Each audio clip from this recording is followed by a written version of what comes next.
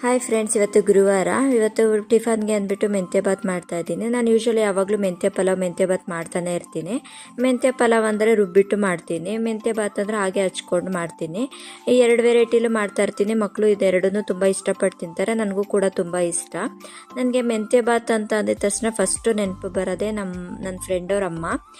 ಯಾಕೆಂದರೆ ನನ್ನ ಫ್ರೆಂಡು ನಾನು ಸ್ಕೂಲ್ ಡೇಸಲ್ಲಿ ಕಾಲೇಜ್ ಡೇಸಲ್ಲಿ ಇದ್ದಾಗೆಲ್ಲ ಡಬಲ್ ಬಾಕ್ಸ್ ತರ್ತಾಯಿದ್ಲು ಮೆಂತ್ಯ ಬಾತ್ ಮಾಡಿದ್ರೆ.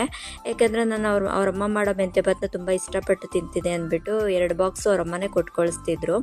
ಅದನ್ನೆಲ್ಲ ನೆನೆಸ್ಕೊಂಡ್ರೆ ನನಗೆ ಇವಾಗ್ಲೂ ಒಂಥರ ಬೇಜಾರಾಗುತ್ತೆ. ಯಾಕೆಂದರೆ ಅವರಮ್ಮ ಇವಾಗಿಲ್ಲ, ಅವರು ತೀರೋಗಿದ್ದಾರೆ. ಸೊ ನನಗೆ ಮೆಂತ್ಯ ಬಾತ್ ಮಾಡಿದಾಗೆಲ್ಲ ಅವ್ರನ್ನ ನೆನೆಸ್ಕೊಳ್ದಲ್ಲೇ ಇರೋದಕ್ಕೆ ಆಗೋದಿಲ್ಲ. ನನ್ನ ಫ್ರೆಂಡ್ ಶಶಿಕಲಾ ಅಂತ, ಅವರಮ್ಮ ಯಾವಾಗ್ಲೂ ನನಗೆ ಇಷ್ಟ ಅಂತ ಅಂದ್ಬಿಟ್ಟು ಬಾಕ್ಸ್ ಕೊಟ್ಟು ಕಳಿಸ್ತಾಯಿದ್ರು. ಅದನ್ನೆಲ್ಲ ನಾನು ಯಾವತ್ತೂ ಮರೆಯೋದಕ್ಕೆ ಆಗೋದಿಲ್ಲ. ಸೊ ಮೆಂತ್ಯ ಬಾತ್ ಅಂದಿದ ತಕ್ಷಣ ನನಗೆ ಅದೇ ನೆನಪಾಗುತ್ತೆ. ಈ ವಿಡಿಯೋ ಇಷ್ಟ ಆಯಿತು ಅಂದ್ಕೊತೀನಿ. Thank you for watching.